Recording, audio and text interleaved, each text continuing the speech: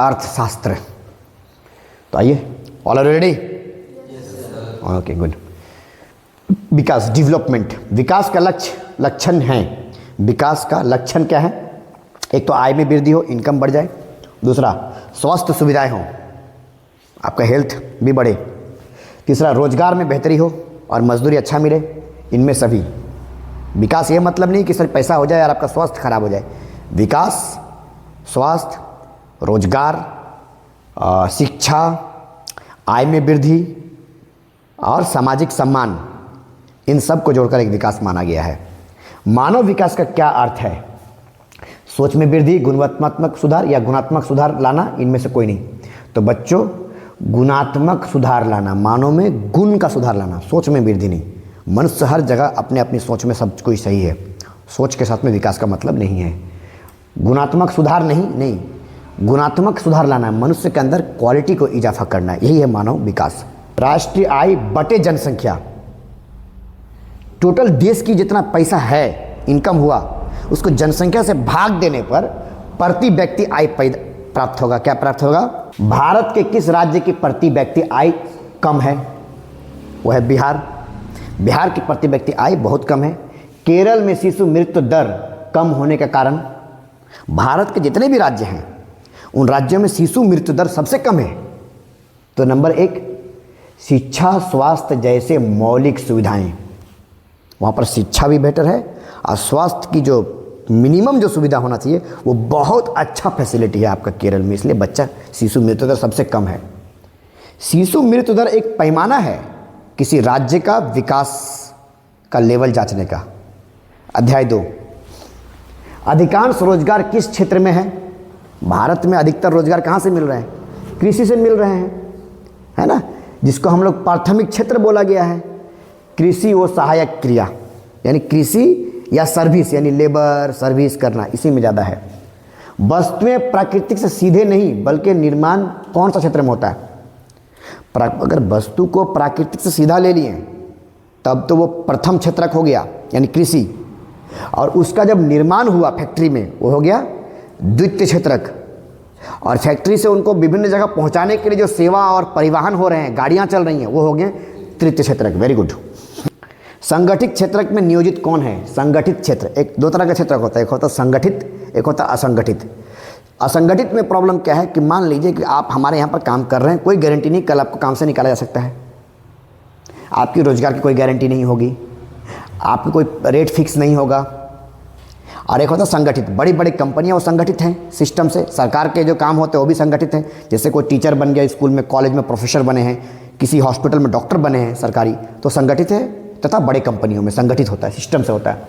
तो बहुराष्ट्रीय कंपनी का स्थायी कर्मचारी जो है, स्थायी कर्मचारी फिक्स्ड, वो आते हैं किसमें? संगठित क्षेत्र में आते हैं। आगे, मुद्रा और शाख। भारत में मुद्रा कौन जारी करता है? तो RBI, reserve bank of India. कागज से बनी मुद्रा को पत्र मुद्रा कहा जाता है। क्या कहा जाता है? पत्र मुद्रा। मुद्रा का प्राथमिक कार्य क्या है? तो विनिमय का माध्यम, विनिमय माने लेन देन का माध्यम। आप हमको जो चावल या आटा दिए उसका विनिमय में क्या दिए, उसका विपरीत हम क्या दिए? तो वो मुद्रा, पैसा, वो लेन देन का विनिमय है। बैंक जमा राशि का बड़ा भाग किस लिए उपयोग करते हैं? किस लिए उपयोग करते हैं? बैंक में बहुत ज़्यादा पैसा जमा है उनके पास में, तो वो उल्टा ऋण देने के लिए। आप जाइए बैंक से लोन लीजिए, उनके पास पैसा जमा है तभी तो वो आपको लोन दे रहे हैं। व्यापारिक बैंक के कार्य, तो बच्चों साख का निर्माण करना, जो व्यापारिक बैंक है वो साख का निर्माण करते हैं। दूसरी बात है ऋण देते हैं लोगों को। तीसरा, जमा स्वीकार करते हैं, आप पैसा दीजिए वो स्वीकार करेंगे। इनमें सभी वस्तु विनिमय अनिवार्य क्या है? वस्तु विनिमय में क्या चीज़ का अनिवार्य होना चाहिए? वस्तु विनिमय, आपको हम चावल देंगे और आपसे हम कुछ सामान लेंगे, इसमें सबसे बड़ा अनिवार्य होगा कि हमको जो चीज़ का चाहिए और आपको जो चीज़ चाहिए, दोनों का संयोग हो जाना। अब आपको आलू नहीं चाहिए और मेरे पास आलू है, मेरे पास बहुत ज़्यादा आलू है और आपको आलू नहीं चाहिए, और आपके पास टमाटर है तो मेरे पास बहुत ज़्यादा आलू है और मैं आपके पास में जो टमाटर है वो लेना चाहता हूँ आलू के बदले, परंतु आपको आलू नहीं चाहिए, तो वस्तु विनिमय प्रणाली वहाँ पर काम नहीं करेगी।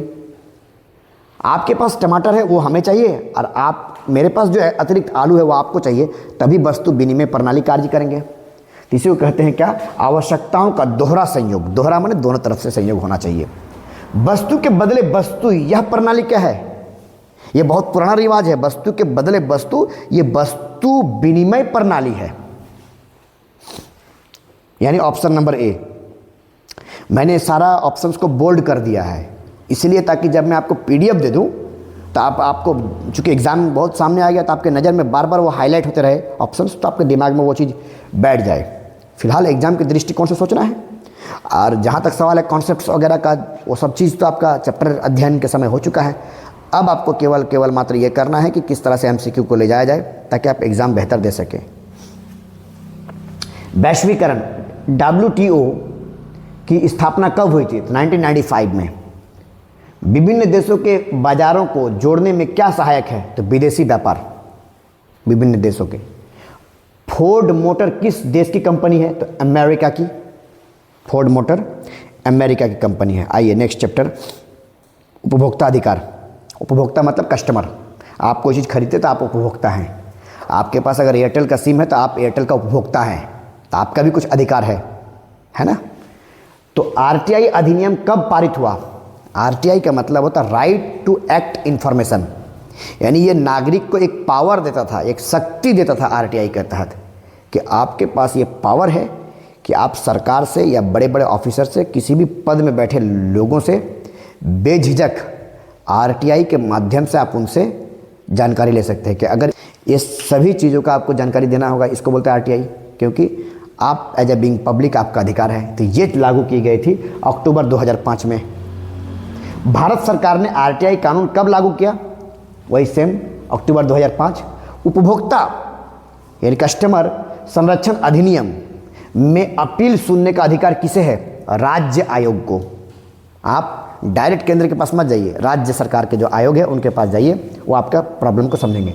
विश्व उपभोक्ता अधिकार दिवस कब मनाया जाता है? 15 मार्च को विश्व उपभोक्ता अधिकार दिवस। हॉलमार्क किस वस्तु को, हॉलमार्क यानी जो एक मोहर, एक स्पेशल मोहर ऐसे ऐसे करते हैं तब वो चमकता अलग अलग तरीके से, हॉलमार्क कहा जाता है। आपके उस किताब के ऊपर में भी देखें एक स्टिकर लगा हुआ है, हॉलमार्क है। तो हॉलमार्क किस वस्तु का गुणवत्ता का चिन्ह है?